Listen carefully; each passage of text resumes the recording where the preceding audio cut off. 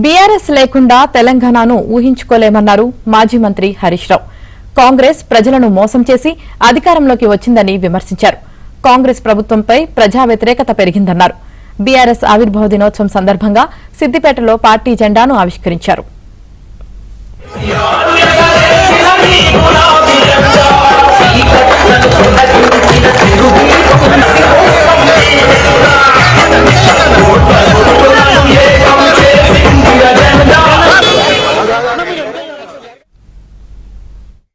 ఇలా సమైక్య పాలకుల చేతి కింద నలిగిపోతున్న ఈ తెలంగాణను మరి స్వాతంత్రం తెచ్చి విముక్తి కల్పించి అభివృద్ధి బాటలో నడిపిన పార్టీ మన బీఆర్ఎస్ పార్టీ.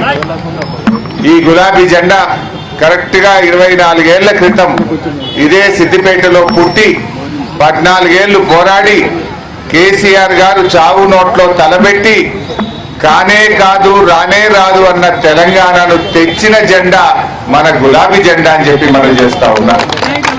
నిజంగా ఇవాళ బీఆర్ఎస్ పార్టీ అంటే తెలంగాణకు స్వాతంత్రం తెచ్చిన పార్టీ.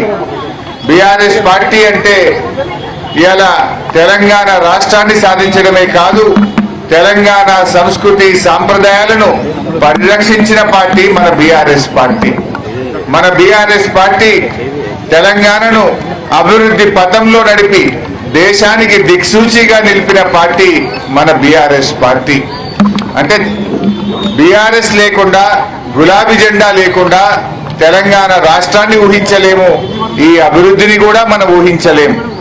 రాష్ట్రం సాధించింది, అభివృద్ధి పథంలో నడిపింది ఇవాళ బీఆర్ఎస్ పార్టీ.